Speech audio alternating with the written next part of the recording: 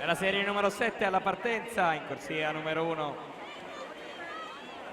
In corsia numero 1 Alessandro Colasanti, Delfini a Tiempiceno, 2 ad Amperignano, Caorle Nuoto, corsia 3 Filippo Lallai, Padova Nuoto.